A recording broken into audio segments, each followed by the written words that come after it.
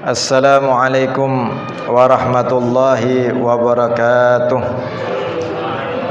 Bismillahi ma sya'allah, la yasukul khaira illallah. Bismillahi ma sya'allah, la yasrifus su'a illallah. Bismillahi ma sya'allah, ma kana min ni'matin faminallah. Bismillahi ma sya'allah, la hawla wa la quwwata illa billah. Alhamdulillah, alhamdulillahi rabbil alamin.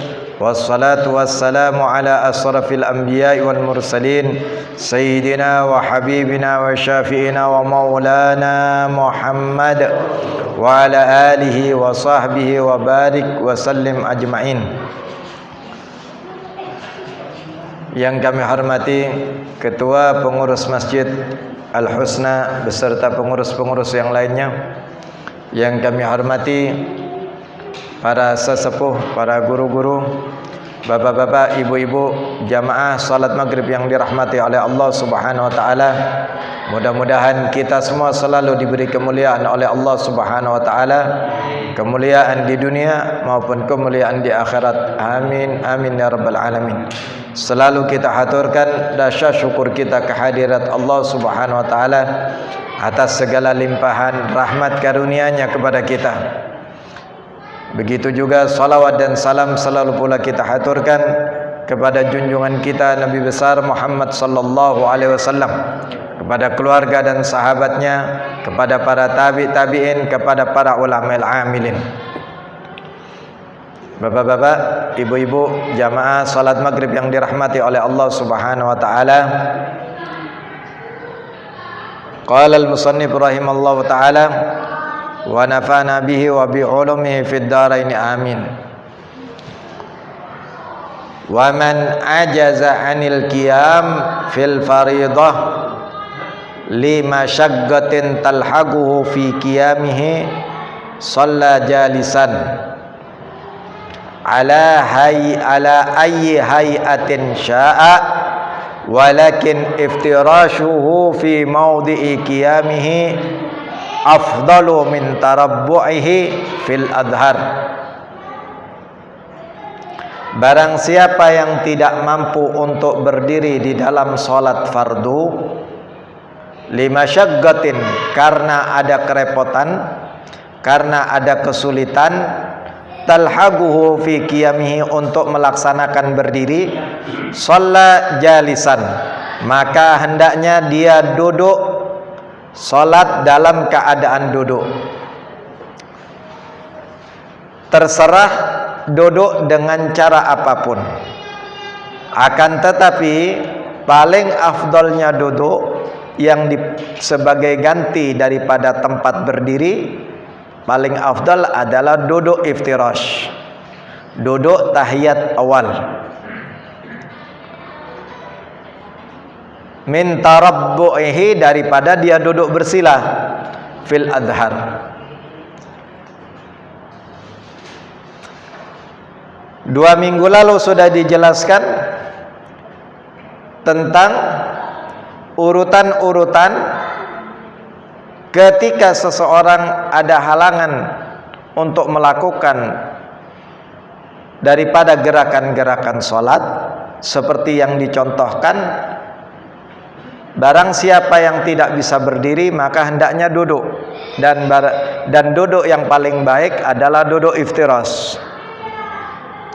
Ini disebutkan di dalam hadis Nabi Muhammad sallallahu alaihi wasallam, kanat bi biwa bawasir. Ada seorang sahabat yang namanya Imran bin Husain. Dia punya penyakit bawasir. ambayan. Sehingga khawatir kalau dia berdiri takut jatuh kotorannya dan sebagainya. Fasa'altun Nabi sallallahu alaihi wasallam anis shalah, maka Sayyidina Imran bin Husain bertanya kepada Rasul sallallahu alaihi wasallam. Faqala, maka Rasulullah sallallahu alaihi wasallam bersabda, "Shalli qa'iman." Salatlah kamu dengan berdiri. Fa illam tastati faqa'idan. Jika kamu tidak mampu, maka duduk. Fa illam tastati fa ala janbin. Kalau tidak bisa duduk, maka ala janbin, muttaji, terlentang, miring, tidur miring itu Pak ya. Zadan Nasai, di dalam riwayat Imam Nasai ada tambahan teks hadis, fa illam tastati fa mustalqiyan. Jika tidak bisa dengan tidur miring, maka mustalqiyan, maka terlentang.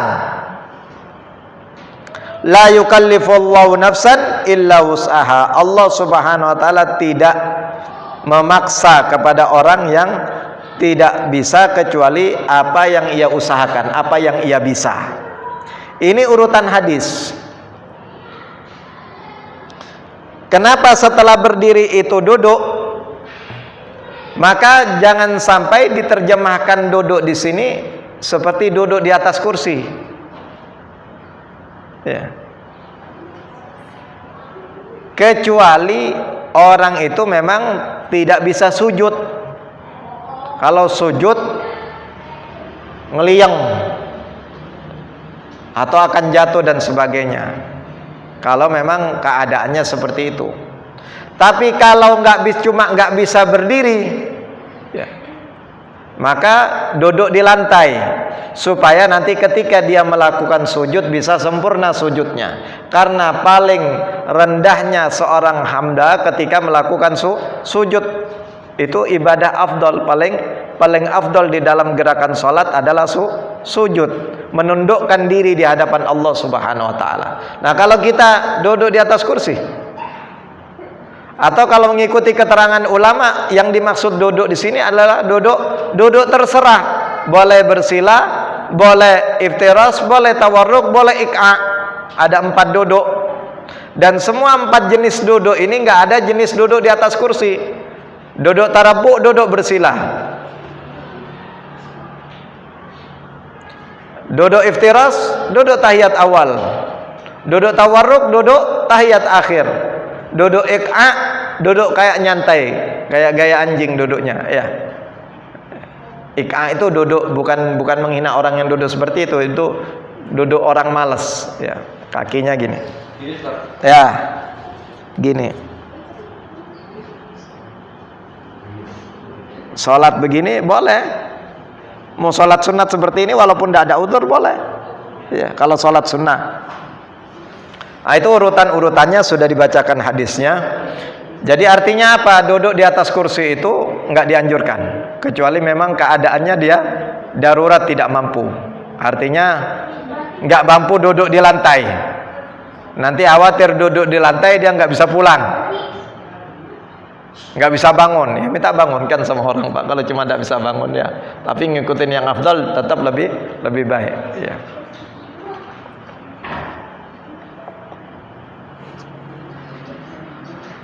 Duduk di atas kursi ini tidak ada pendapat ulama sama sekali Pak. Ulama-ulama terdahulu itu tidak ada, di kitab-kitab itu tidak ada. Lalu kok ada duduk di atas kursi muncul tiba-tiba, itu wallahu alam. Ya. Siapa pencetusnya? Ya.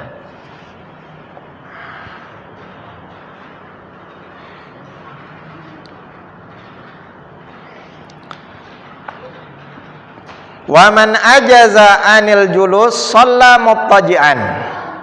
Barang siapa sesuai dengan hadis tadi Yang nggak mampu duduk maka shalla muttaji'an, tidur miring yang sebelah kanan. Ya. Kepala menghadap kiblat, wajah menghadap kiblat, badan menghadap kiblat, yang sebelah miring sebelah kanan. Kalau nggak ada udzur dia gunakan sebelah kiri, makruh hukumnya. Kalau nggak ada udzur, tapi madhab kiblat, pipinya ditaruh di sebelah, di lantai, pipi sebelah kiri. Harusnya pipi sebelah kanan ditaruh di lantai yang sunnah, madhab ke kiblat. Ya. Kayak orang mau dikubur itu, Pak. Ya.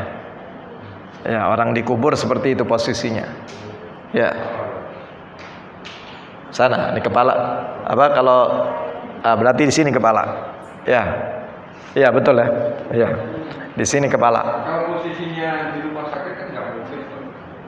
Diputar kursinya coba, minta izin sholat.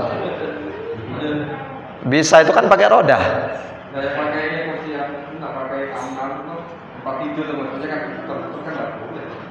Boleh kalau minta. Saya pernah di rumah sakit berbulan-bulan, Pak. Waktu operasi kaki. Ya, dulu bentuk kaki saya tidak begini. Ya. Tidak bisa lurus, bengkok begini. Boleh kalau minta izin, boleh.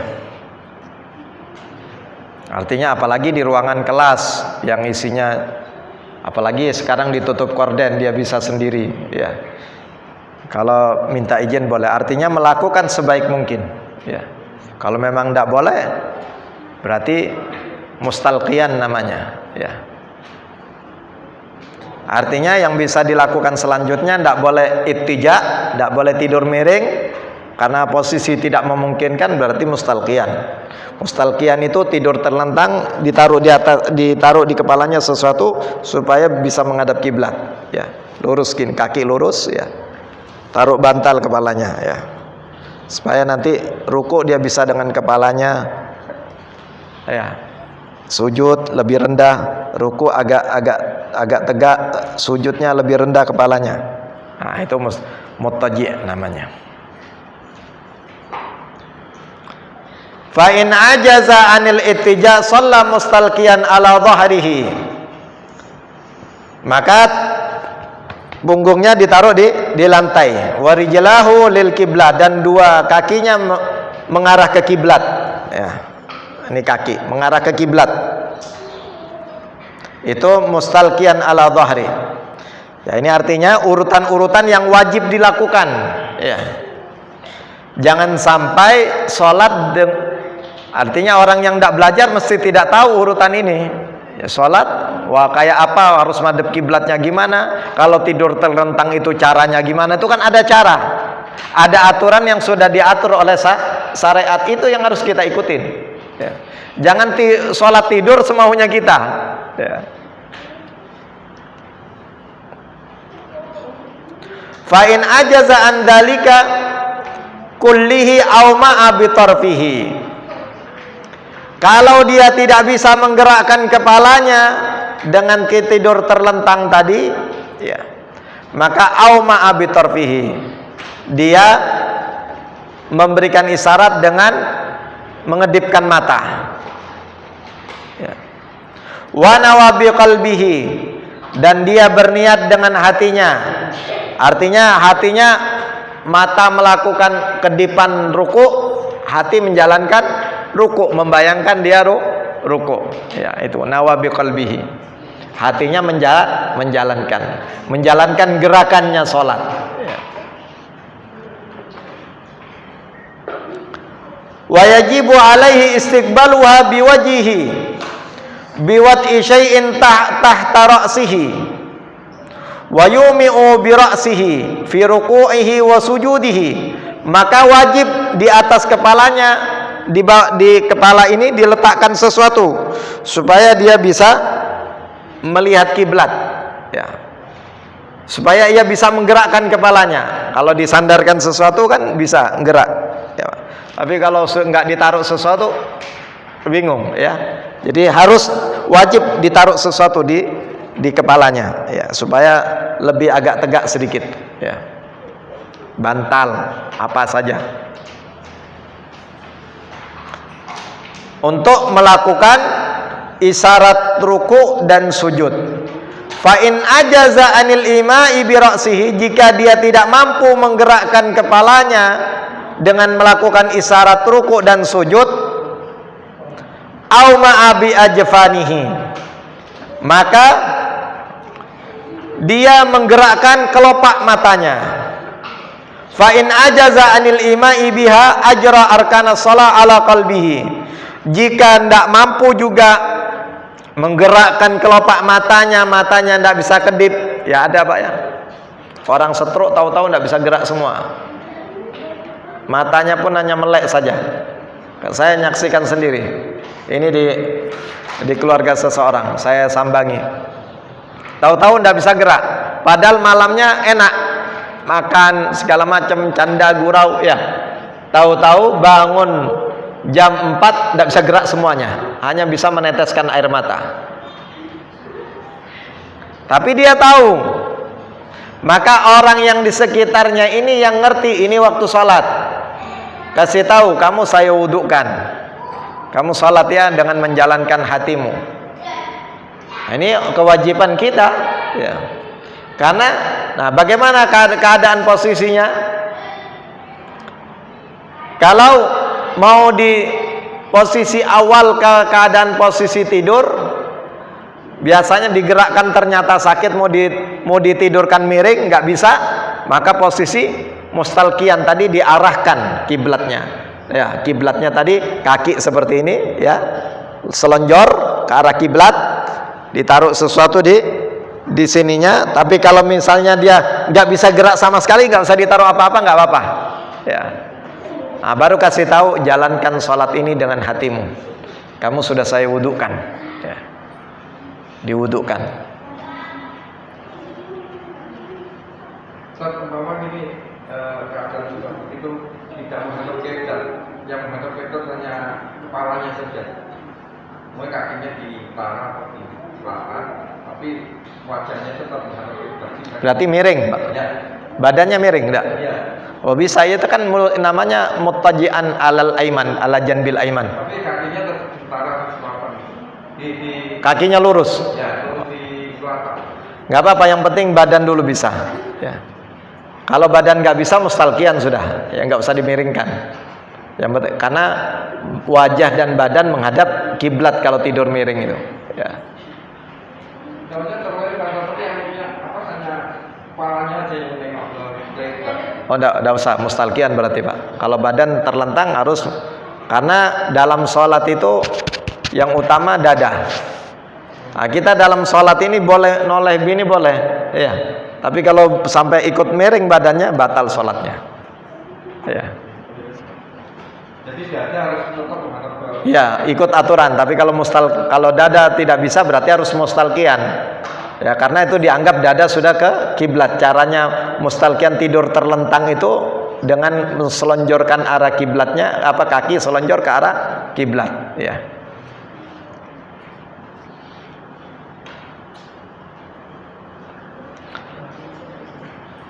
Kalau sudah nggak bisa semuanya, ajra arkana shalah ala qalbihi, dia menjalankan rukun-rukun salat di hatinya. Ya. Bayangkan dia sujud, ya, takbiratul ihram, ya, baca Fatihahnya, semuanya di dalam hati, ya. Wala yatrukuha madama aqluhu thabitan, dan tidak boleh meninggalkan salat selama akalnya masih ada.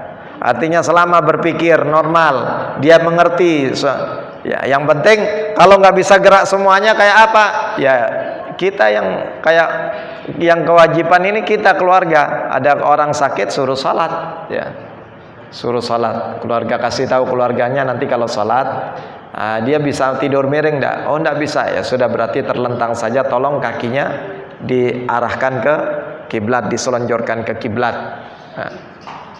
Nah itu banyak kita ini tidak melakukan itu, Pak.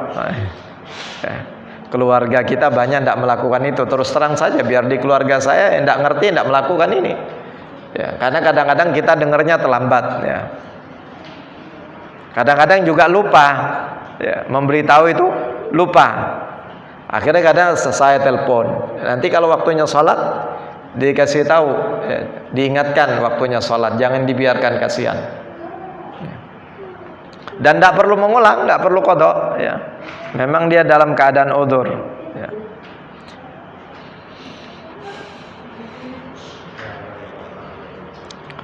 Wal musalli qa'idan,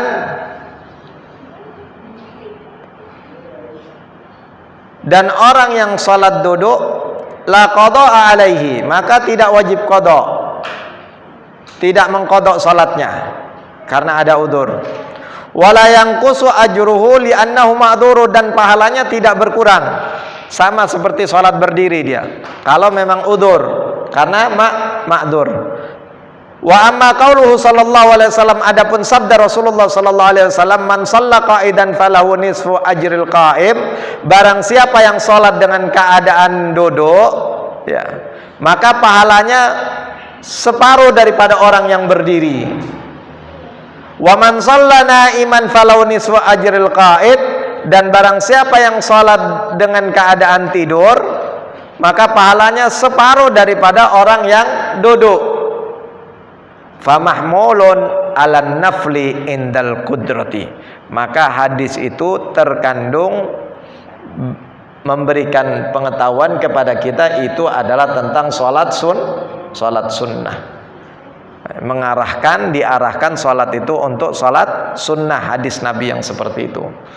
Kalau yang tadi hadis yang untuk wajib, fa illam ya sholli qa'iman fa illam tastati fa qa'idan fa illam tastati mustalqiyan ala dhahri, ya. Nah, itu hadis untuk salat fardu. Adapun yang pahalanya dipotong bagi orang yang enggak ada udzur salat sunnah dengan duduk, enggak apa-apa, Pak, ya. Salat tarawih capek, enggak capek pun enggak apa-apa. Ya, enggak capek mau sholat duduk enggak apa-apa, tapi di korting 50%. Ya. Kalau mau tidur ya 50% lagi dipotong. Ya. 50% dari orang duduk. Ya. Nah, itu juga kadang saya sholat udah ngerti begini, daripada ninggalkan witir, daripada ninggalkan semuanya, ya sholat duduk. Kadang-kadang salat ba'diyatal isya itu kan 2 rakaat di sini, kadang dilakukan di rumah 2 rakaat. Kadang khawatir takut tidak terlaksana, saya salat di sini 2 rakaat dengan keadaan duduk. 2 rakaat berdiri, 2 rakaat duduk. Ya, daripada tidak melakukan, supaya nafsu tidak biasa meninggalkan. Malas salat duha, salat duduk. Semua salat sunnah boleh duduk, walaupun tanpa udzur. Nah, kalau ada udzur, pahalanya kayak orang berdiri, ya, sama sempurna kalau ada udzur. Ada yang ditanyakan, Pak? Silakan sebelum masuk bab selanjutnya. Ya. Kalau sholat berdiri sambil bersandar, itu kan pahalanya lebih baik daripada duduk atau berdiri. Boleh nggak? Ya. Kemarin waktu kita membahas membahas tentang rukun salat, khususnya di masalah berdiri, ya. Ketika inda al-qiyamu indal qudrah, berdiri bagi yang mampu. Bagi yang mampu, kalau dia mampu berdiri dengan bersandar, wajib dia berdiri dengan bersandar. Ini bicara salat fardu, ya. Bahkan Al-Habib Ahmad As-Segaf yang meninggal 80 tahun lebih, sangat sepuh, ya. Dia memberikan perintah kepada muridnya, ketika nanti dia mau berdiri, tolong dibopong berdiri. Kalau dia mampu melakukan seperti itu, menyuruh orang bisa, dia dianjurkan untuk melakukan itu. Tapi dianjurkan, bukan wajib. Dianjurkan untuk melakukan itu. Kalau dia duduk, misalnya di sini ada pegangan kursi seperti ini, ya. Mau berdiri tapi bisa harus ada meja seperti ini untuk mengangkat badannya, dibantu dengan meja. Wajib dia berdiri masih. Ya. Misalnya sholat di masjid, ada kan kusen masjid yang agak rendah segini tuh, Pak, ya. Ya. Dia bisa sholat berarti nggak perlu ikut shop, dia sholat di pojok sana. Karena dengan sholat di pojok situ dia bisa pegang kusen, ya, bisa berdiri. Wajib dia sholat di sana, nggak perlu soft. Itu soal berdiri. Lalu bagaimana dengan orang sholat duduk di atas kursi? Habis selesai sholat dia tenteng kursinya. Kan mampu berjalan, masa berdiri saja nggak mampu? Lah kalau di tengah-tengah berdiri lama ternyata dia mau roboh, duduk. Ya. Bahkan di dalam kitab ini dijelaskan ketika orang tuh sholat duduk, baru di tengah-tengah sholat kakinya ada rasa hangat, maka dia wajib mencoba untuk berdiri. Misalnya di rakaat pertama dia sholat duduk, tahu-tahu di rakaat kedua kakinya terasa ada gerakan sarafnya, terasa kayaknya ada tenaga kaki saya ini, maka rakaat kedua dia wajib berdiri. Lah ini Pak, lah seorang sekarang ini baru nggak mampu sedikit saja langsung pakai kursi. Ya. Kenapa? Dengan alasan saya nggak bisa berdiri sampai 4 rakaat, nggak mampu 4 rakaat, 2 rakaat berdiri boleh, 2 rakaatnya duduk. Hanya 1 rakaat saya mampu berdiri di 1 rakaat wajib hukumnya. Atau ketika pertama kali dia berdiri, setelah takbiratul ihram dia terasa lemas, duduk langsung. Ya. Setelah selesai makmum baca Fatihah, imam baca Fatihah, amin waladdallin, amin. Dia punya tenaga lagi, berdiri lagi. Ya. Wajib melakukan seperti itu. Nah, ini masalahnya kenapa tahu-tahu duduk sampai akhir? Ya, karena tidak belajar. Karena tidak pernah mengkaji syariat, dikarang-karang sendiri. Ya. Nah, seperti contohnya tentang batal sholat berbicara. Hadis Rasul sallallahu alaihi wasallam, inna hadis salat la yasluhu syai'un min kalamin nas. Sesungguhnya sholat ini tidak pantas sedikit pun daripada ucapan manusia, sedikit pun. Sehingga kata-kata syai'un itu dibahas oleh ulama. Syai' sesuatu di dalam ayat Al-Quran juga ada kalimat sesuatu. Inna likulli syai'in khalaqnahu biqadarin. Ada kalimat likulli syai'in. Sekecil apapun yang Allah ciptakan sudah ada takdirnya. Sudah Allah tentukan dengan takdirnya. Artinya sekecil apapun, sesuatu apapun, ya semut, sudah ada takdirnya. Apalagi manusia, apalagi hewan harimau besar, sudah Allah tentukan dengan takdirnya, dengan ketentuan dan takdir yang Allah tentukan. Nah seperti ini juga tentang syai'un, itu dibahas oleh ulama, maka dikaji oleh ulama. Kata-kata syai'un sesuatu, ya. Sampai syai'un itu kalimatnya nakirah. Nakirah itu masih umum, sesuatu apapun, berarti huruf apapun, ya kan? Kalau asyai'u itu kalimat ada alnya, alif lam ditambah syai'un, jadi dibaca asyai'u. Syai'un dengan asyai'u itu beda. Ma'rifah kalimatnya, kalau ma'rifat asyai'u sesuatu yang sudah ditentukan, tidak umum. Syai'un sesuatu apapun dengan sesuatu yang sudah ditentukan. Asyai'u artinya sesuatu yang sudah ditentukan. Syai'un sesuatu apapun. Beda kan Pak? Itu bahasa Arab. Maka karena kita tidak ngerti bahasa Arab, tidak mengkaji dengan bahasa Arab, kembalikan kepada ulama, ya. Jangan tahu-tahu ada udzur, tahu-tahu di karang-karang sendiri, itu diambil pengertian sendiri, itu yang repot. Jangan sampai seperti itu. Ini urusan agama, ada yang mengatur, undang-undangnya semua ada. Tanyakan kepada ustadz, tanyakan kepada ulama, sehingga kita tidak salah mengambil keputusan. Nah kalau sudah salah repot. Kenapa tidak bertanya? Kenapa tidak nuntut ilmu? Kan gitu. Nuntut ilmu wajib. Maka dari itu orang belajar ilmu fikih itu berat ujiannya, cobaannya berat. Lain kalau pengajian umum, ya. Kalau pengajian umum itu semangat datangnya, semangat. Karena apa? Itu termasuk salah satu godaan. Bukan jelek pengajian umum, bagus, sholawatan, dzikir, kumpul, itu bagus, ya. Tapi jangan merasa cukup dengan duduk di pengajian umum terus nggak nuntut ilmu lagi. Nah itu yang repot. Merasa cukupnya itu yang salah. merasa dia sudah melakukan kebenaran dengan pengajian itu, takwis. Itu yang salah. Ingat, para santri 10 tahun berada di pesantren, 10 tahun pula ngaji fikih, Pak, tidak berhenti.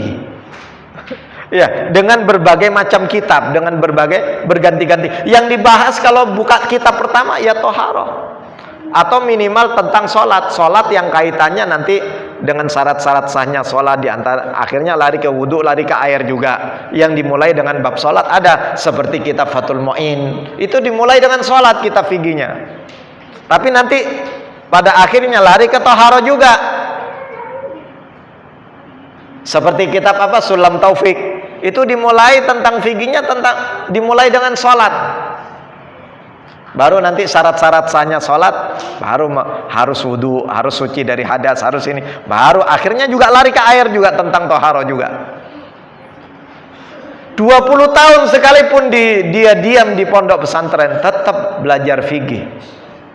Apalagi kayak kita yang nggak duduk di bangku pesantren, pengajian fikih 2 minggu sekali, ya.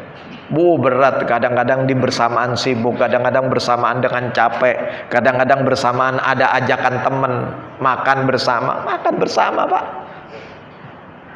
Hanya ajakan teman, undangan makan, undangan tahlil itu juga ujian. Mana yang undangan tahlil nggak hadir hari ini, besok lo bisa hadir, kan 7 hari, ada yang 3 hari. Kadang-kadang undangan tahlil itu sendiri ujian. Oh ya, saya ngaji fikih, anak saya tidak ngaji, biar anak saya yang hadir. Cukup seperti itu. Utamakan mana yang lebih utama, kedepankan mana yang harus dikedepankan. Maka dari itu dalam belajar ilmu syariat itu harus ngabdi diri kita kepada ilmunya Allah. Mengabdi itu bagaimana? Mengorbankan waktu, mengorbankan kesenangan, mengorbankan segala-galanya, dikorbankan untuk duduk di majelis ilmu Allah. Begitu juga yang ngajar, selagi bisa jalan, bisa datang. Kalau pengajian fikih di tempat kami di Tumaritis, malah kita yang menyiapkan minuman makanan, Pak. Kadang kalau ada uang lebih bikin bubur kacang hijau, ya. Karena kami bersyukur ada orang mau belajar, ya. Bersyukur kepada Allah, berarti ini dakwah namanya, ya. Kadang-kadang kalau ada nasi lebih, kalau ada rezeki lebih, bikin nasi kebuli, menyenangkan orang-orang yang belajar. Maka dari itu kewajiban satu sama lain di antara kita untuk saling mengajak itu wajib. Amar ma'ruf nahi mungkar. Nah, belajar fikih itu paling berat ujiannya, ya. Pasti yang belajar 4 orang, 5 orang. Habib Abu Bakar Gresik As-Segaf yang dikenal wali kutub, ya. Itu ketika buka pengajian kitab Ihya cuma 2 orang ngaji, Pak. Seorang ulama besar 2 orang, tetap dijalankan. Orang ngajar saya karena Allah Ta'ala, bukan karena apa-apa. Mau datang silahkan, enggak. Saya juga bicara seperti itu. Anda datang nggak ada untung ruginya buat saya. Kalau urusan materi nggak ada untung ruginya, ya. Tapi urusan pahala ridho Allah ini yang menjadikan kita semangat. Karena melihat ini ilmunya Allah, ilmu syariatnya Allah. Ini yang membuat kita semangat untuk ngajar walaupun capek. Karena dari sini nanti di rumah ngajar nih badal isya, ya. Itu sampai jam 10, 11, kadang jam 12. Sama tanya jawabnya mereka duduk. Ada yang tidak pulang 1-2 orang, kita layani tetap. Walaupun sudah bayangkan dari maghrib duduk ini, Pak. Dari maghrib kadang sampai jam 11, setengah 12 baru selesai. Ya. Nah, itu semua tidak lain karena ingin mengharap ridho Allah, supaya doa kita diterima, amal-amal kita diterima. Karena wajib bagi kita untuk khidmat kepada ilmunya Allah. Khidmat itu mengabdi. Ya, silakan.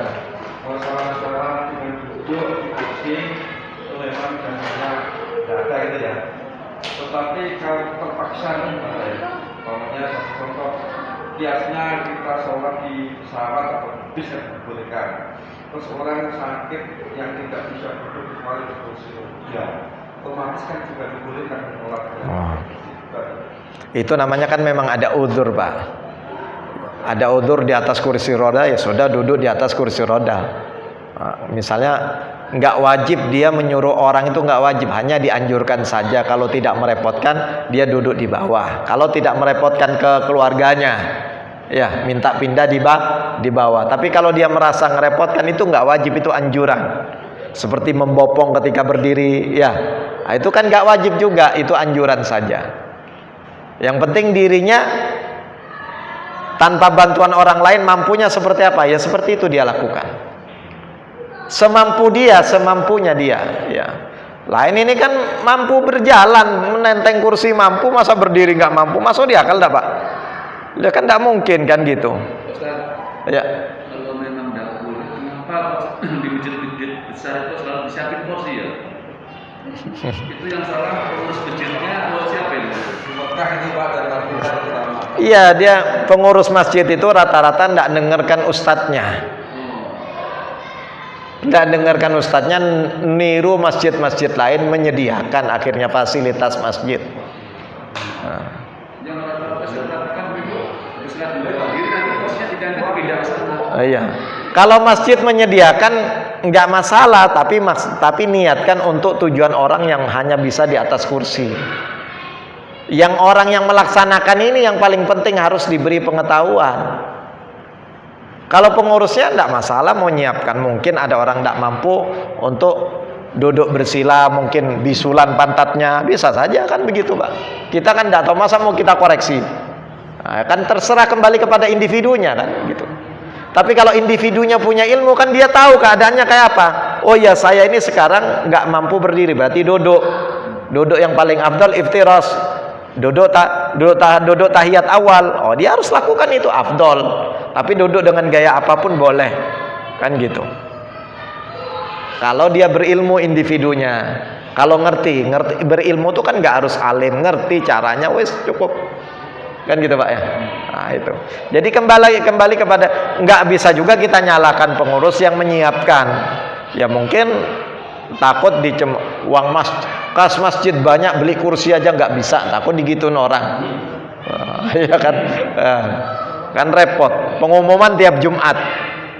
Ya. Dan ingat ya pengurus masjid, usahakan setiap Jumat itu ada pengumuman entah tertulis atau diumumkan, supaya tahu orang yang menyumbang ini tahu kegiatan keluar masuknya uang. Nah itu yang membuat jadi ridho. Nah, jadi boleh dikeluarkan untuk pengajian, untuk ini semuanya disebutkan, entah tertulis di papan atau diumumkan. Ya. Jangan sampai tidak ada pengumuman. Ada kemarin di masjid di Kilo sana, nggak perlu kita sebutkan. Saya karena ketuanya sebelum Jumatan itu datang ke rumah, hari Kamisnya atau Rabu itu datang ke rumah. Oh enggak Pak, tetap kami umumkan Pak Ustaz. Begitu saya khutbah di situ, kebetulan Jumatnya kena khutbah di situ. Saya lihat gini, tahu dia langsung. Bendaharanya dikasih isyarat. Yang kayak kemarin juga katanya. Kayak apa? Kayak kemarin itu kayak apa maksudnya?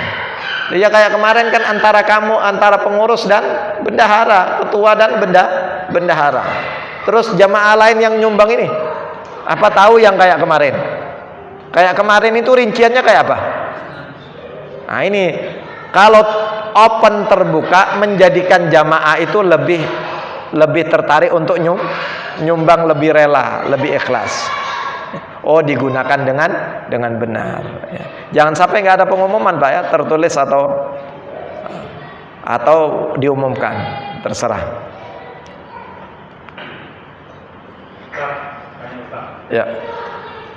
Duduk antara dua sujud laki-laki dan wanita itu apa sama? Duduk di antara sama kalau duduknya ya. Kalau duduknya yang afdolnya iftiras itu ya, duduk kayak tahiyat awal ya. Kalau ada yang duduk dari sini Ustaz, enggak apa-apa, duduk berbagai macam apapun terserah Pak, duduknya itu enggak.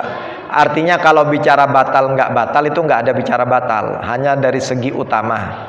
Yang utama ya sebagaimana duduk iftiras yang paling afdal itu ya. Ya. Kalau duduknya, kalau bicara batal atau enggak di dalam duduk apapun nggak ada yang membatalkan. Mau duduk gaya apa dia di tahiyat awal atau di duduk di antara dua sujud, nah, itu nggak wajib iftirash, itu sunnah. Ya.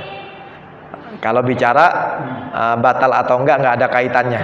Tapi bicara tentang mana yang utama mana duduk begini dua-duanya atau duduk seperti duduk tahiyat yang biasa. Utama yang biasa yang diajarkan oleh Rasul sallallahu alaihi wasallam.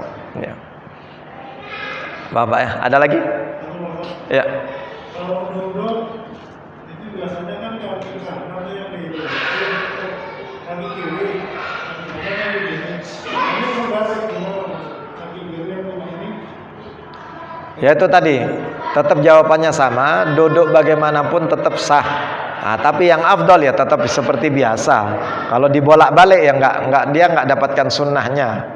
Nah, kalau dia udur seperti anak saya habis main futsal itu, dia nggak bisa duduk tahiyat awal seperti biasa, tapi di posisinya dibalik. Ya. Jadi kaki kirinya yang seperti ini. Ya. Kanannya yang ditindis, ya, karena sakit kalau dibalik. Ya. Ya, mau ndak mau ya itu udur namanya, ndak apa-apa, dapat pahala sama. Seperti itu dapat pahala sunnah karena ada udur. Tapi kalau nggak ada udur dia bolak-balik nggak dapat sunnah, nggak dapat sunnah duduk iftirasnya. Ya. Kalau ini wudhunya itu gimana Pak? Wudhunya? Cara wudhunya sama seperti biasa. Wudhunya nggak ada beda. Ya. Tetap yang wajib itu 4 anggota yang dibasuh. Ya. Nggak ada beda di dalam wudhunya. Nah selonjor gitu juga boleh, nggak jadi masalah. Nah, iya kalau sholat sunnah atau kalau wajib kan, kalau misalnya bisanya duduk begitu ya begitu, nggak apa-apa. Ya. Saya jumpai begitu pakai pakai. Tapi bisa tidak tahu gitu. Bismillahirrahmanirrahim. Faslun wal matruku minas shalah. Fasal yang pada saat ini akan kita bahas tentang sesuatu yang tertinggal di dalam sholat. Baik yang tertinggal itu rukun-rukun sholat, bagaimana cara menyelesaikan rukun sholat ketika tertinggal. Tertinggalnya itu macam-macam. Ada yang tertinggal dia tahu-tahu belum ruku langsung sujud. Nah, ini tertinggalnya, dia ingat ketika sujud dia belum ruku, maka dia harus kembali. Ya. Maka harus kembali. Nah, bagaimana, apakah ini disunahkan sujud sahwi? Disunahkan sujud sahwi. Karena ada sesuatu yang lebih, dia sudah sujud duluan. Ada sesuatu yang lebih. Ya. Karena ada sesuatu yang lebih, maka disunahkan untuk sujud sahwi. Ada yang tertinggal itu perkara sunnah. Perkara sunnah ada 2 macam, ada sunnatul ab'ad, ada sunnah hayat. Kalau sunnah hayat tidak dianjurkan untuk sujud sahwi. Sunnah ab'ad itu tahiyat awal dan kunut, itu dianjurkan untuk sujud sahwi. Ya. Nanti penyelesaiannya macam-macam. Ya. Salah satu asya. Ada 3 macam perkara yang tertinggal di dalam sujud, di dalam sholat. Fardun, pertama masalah yang fardu, yang hukumnya fardu, wajib, yaitu wa huwa wa yusammar ruknu aidon. Maka yang dinamakan fardu itu juga dinamakan dengan bahasa lain rukun. Semua yang rukun itu wajib hukumnya, fardu. Wa sunnatun wa hayatun. Ada yang dinamakan sunnah ab'ad dan sunnah hayat. Di sini pakai istilah sunnah saja dan hayat. Sunnah saja yang dimaksud adalah sunnah ab'ad. Wahuma ma'adal fardi. Sunnah ab'ad dan sunnah hayat itu selain yang fardu. Wa bayyanal musannifu ats-tsalatsata fi qawlihi. Maka musannif di sini menjelaskan yang 3 itu, fal fardu la yanubu anhu sujudus sahwi bal indakarahu ay al fardu, indakarahu ay al fardu. Maka fardu tidak bisa diselesaikan dengan sujud sahwi. Ya. Jika yang tertinggal itu fardu, maka tidak bisa diselesaikan dengan sujud sahwi. Wa huwa fis salati atabihi. maka dia harus mengganti yang tertinggal tadi. Ya. Harus dia ulang lagi. Ya. Wa tammat salatuhu aw dzakarahu ba'da salam, atau dia teringat tidak melakukan fardu itu setelah salam. Ya. Setelah salam. Wa zamanu qarib, sedangkan waktunya dekat, tidak terlampau jauh. Atabihi wa bana alaihi, maka dia langsung nambah dan nambah satu rakaat. Ini sudah waktunya masuk 7.45. Di sana 7, sana yang lambat berarti. Saya lihat jam depan. Ya. Ya nanti 2 minggu akan datang ini penting ya. Masalah yang tertinggal ini adalah sangat penting. Jadi nanti kita ulang dari awal ya, bagaimana cara menyelesaikan jika fardu yang tertinggal. Atau di dalam sejarah Rasulullah pernah sholat duhur 2 rakaat salam. Ya, sehingga sahabat bertanya, apa? Aku siratis sholatu amnasita ya Rasulullah. Apakah sholat ini kamu qasar atau kamu memang lupa ya Rasul? Ya. Lam yakun kulluhu dzalik, kata Rasul. Semua itu enggak terjadi pada diri saya. Ya. Rasulullah dilupakan oleh Allah untuk memberikan contoh kepada umatnya. Sehingga Rasulullah menoleh kepada para sahabatnya, as-sahihun maqala Dzul Yadain, apakah benar apa yang diucapkan Dzul Yadain? Naam ya Rasul. Benar ya Rasul. Lalu langsung padahal Rasulullah sudah berjalan menuju ke samping masjid. Ya. Akhirnya Rasulullah cepat nambah, langsung takbir, Allahu Akbar, nambah 2 rakaat. Itu cara. Ada 5 tempat Rasulullah pernah lupa. Ya. 5 kali kejadian lupa. Yang paling parah kejadian sholat duhur 2 rakaat. Ya. Semua itu, maka dari kejadian Rasul itu maka mengandung pelajaran pada saat ini fikih yang kita kaji. Ya. Nah, ini ada semua hadis tentang cerita tentang Rasulullah lupa, itu ada hadisnya semua di sini. Ya. Mudah-mudahan kita panjang umur, diberikan barakah oleh Allah Subhanahu wa taala, sehingga dengan keberkahan tersebut Allah taala memberikan kekuatan kita untuk dapat mengamalkan semua ilmu yang kita pelajari, dan diberikan kekuatan kesabaran di dalam mengkaji ilmu-ilmu tersebut. Al-Fatihah. A'udzubillahi minasyaitonir rajim. Bismillahirrahmanirrahim. Alhamdulillahirabbil alamin. Arrahmanirrahim. Maliki yaumiddin. Iyyaka na'budu wa iyyaka nasta'in. Ihdinas siratal mustaqim.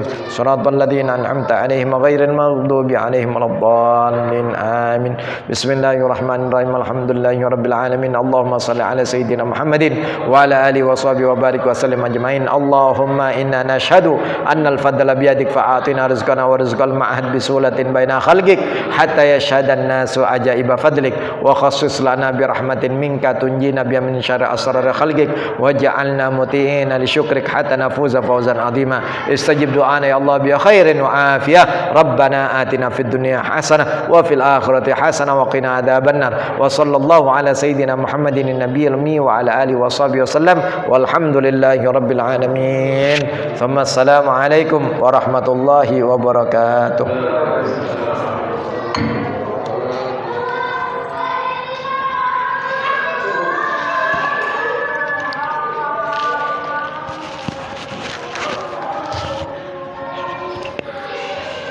Allah